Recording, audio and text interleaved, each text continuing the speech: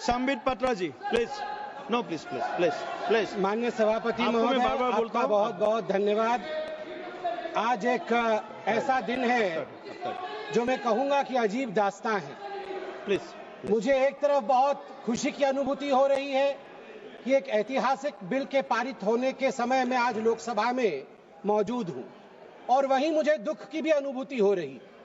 हम सब भारत के बच्चे यहां बैठे हैं और यहां तकरार दो पक्षों के बीच इसको लेकर हो रहा है कि क्या भारत का एक पक्ष मुसलमानों के अधिकार को छीन लेगा, क्या भारत का एक पक्ष मुसलमानों को कहीं ना कहीं डरा रहा है, क्या मुसलमान आज भारत में सिमट कर रह रहा है। सभापति महोदय, मैं आज सीना ठोक के कहना चाहता हूं कि पूरे विश्व में यदि मुसलमान सर्वाधिक सुरक्षित कहीं है तो उस देश का नाम भारतवर्ष है, हिंदुस्तान है। मैं एक छोटी सी कविता पढ़ना चाहता हूं गया प्रसाद शुक्ल स्नेही जी का। किसी को नहीं बनाया दास, किसी का किया नहीं उपहास, किसी का छीना नहीं निवास, किसी को दिया नहीं त्रास, वही हम है भारत संतान, वही हम है भारत संतान। किसी का कुछ छीना नहीं है, हमेशा दिया है।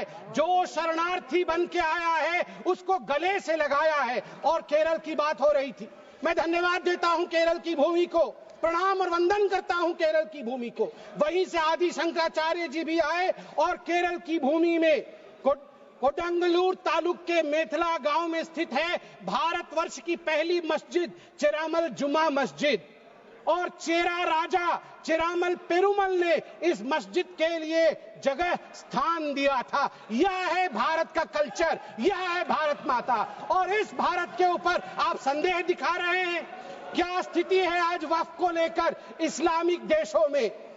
क्या वक्फ प्रॉपर्टी इस्लामिक देशों में है? मैं इस्लामिक देशों का नाम पढ़ूंगा जहां वक्फ का वजूद नहीं है। तुर्की में नहीं है, लीबिया में नहीं है, इजिप्ट में नहीं है, सूडान में नहीं है, लेबनान में नहीं है, सीरिया में नहीं है, जॉर्डन में नहीं है, तुनिसिया में नहीं है, इराक में नहीं है। भारतवर्ष में वक्फ बोर्ड है।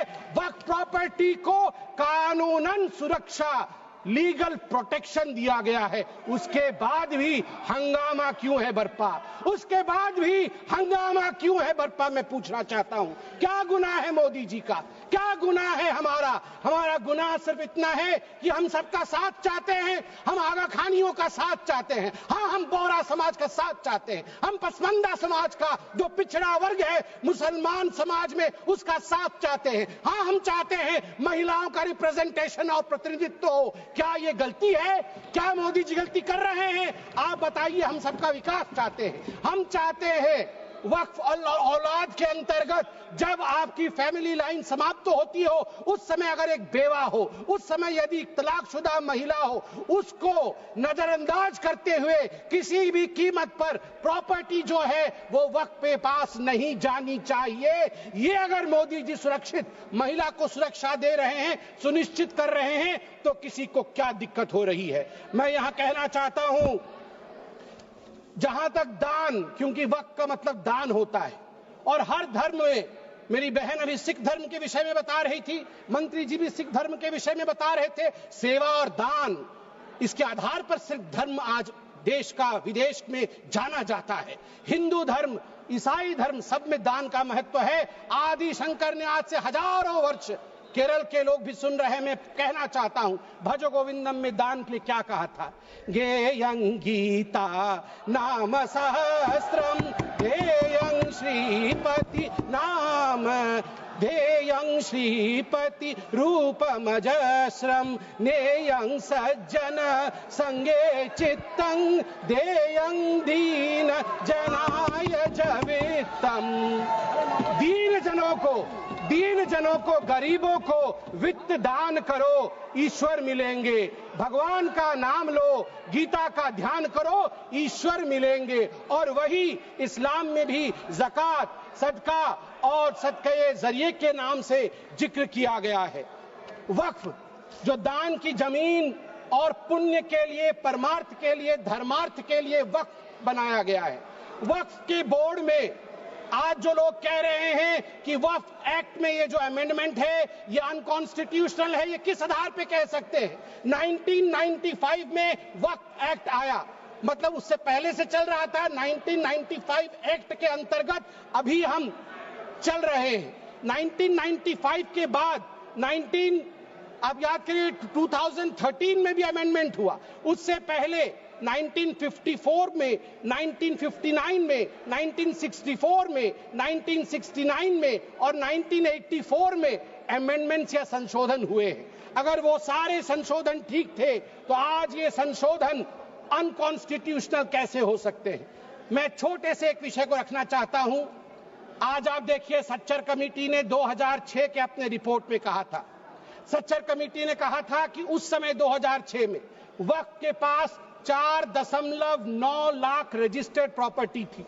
उस 4.9 लाख रजिस्टर्ड प्रॉपर्टी से मात्र वक्फ की जो कमाई हो रही थी वो उस समय 163 करोड़ की थी।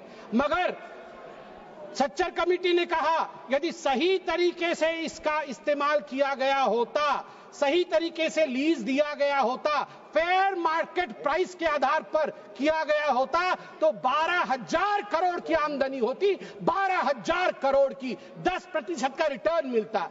आपको जान के आश्चर्य होगा, ये 4.9 लाख रजिस्टर्ड प्रॉपर्टी बढ़ करके हमारे समय 8.72 लाख रजिस्टर्ड प्रॉपर्टी बनी। मतलब 20,000 करोड़ से 25,000 करोड़ तक की आमदनी होनी चाहिए, मगर आमदनी हुई कितनी? 2019 से 2021 के बीच में 166 करोड़ और 2025 में आपको जान के आश्चर्य होगा, अभी माननीय गृह मंत्री जी ने बताया लीज रिकॉर्ड 0 और आमदनी 9.92 करोड़ रुपए मात्र। उस समय 2006 में 162 करोड़ और जब ये डिबेट हो रहा है तो 9.92 करोड़। प्रॉपर्टी डबल हो गई मगर पैसे घट गए। कहां गए वो पैसे, किसके जेब में गए वो पैसे? यदि ये पारदर्शिता।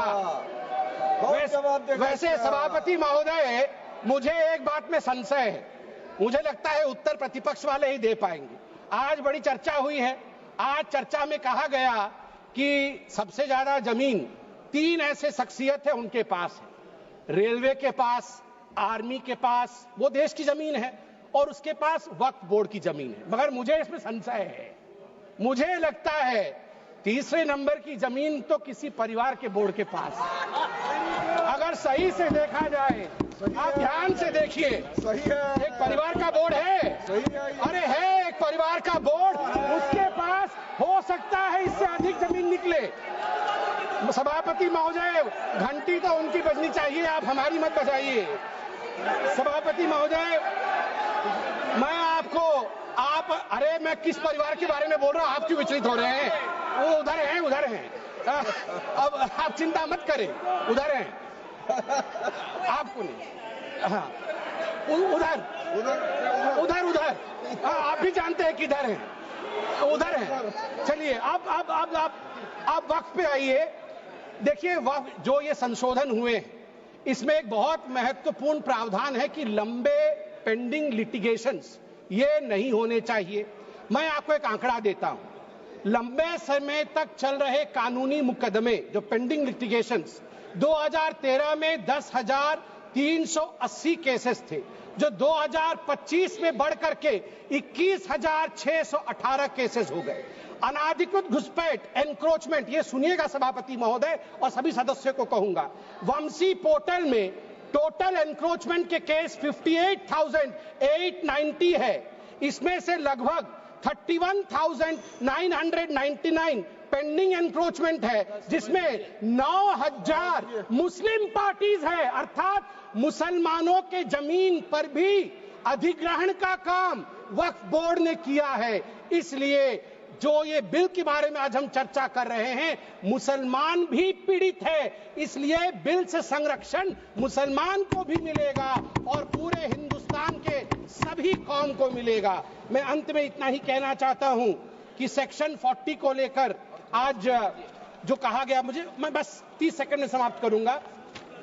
सेक्शन 40 को लेकर आज यहां बहुत चर्चा हुई। ये जो तर्कहीन शक्ति, इरेशनल पावर दिया गया था वक्फ बोर्ड को, खुद ही इंक्वायरी करते थे और खुद ही जमीन को वक्फ में डिक्लेयर करते थे। आज देश में 515 ऐसी प्रॉपर्टी है, उसी का शहर, वही मुद्दई, वही मुंसिफ, हमें यकीन था हमारा कसूर निकलेगा। उसी का शहर, मतलब एरिया खुद ढूंढ लेंगे, वही मुद्दई, वही जाके इंक्वायरी कर लेंगे, वही मुंसिफ, वही जजमेंट भी दे देंगे। हमें यकीन था, जिसकी जमीन थी, हमें यकीन था हमारा कसूर जरूर निकलेगा। मगर सभापति महोदय, मैं धन्यवाद देना चाहूंगा आदरणीय प्रधानमंत्री श्री नरेंद्र मोदी जी का, हमारे माननीय गृह मंत्री जी का, किरण रिजिजू जी का, कि इन्होंने इस प्रकार के एक प्रावधान को यहाँ प्रस्तुत किया है जिससे देश में हम सब सुरक्षित रह सके। धन्यवाद।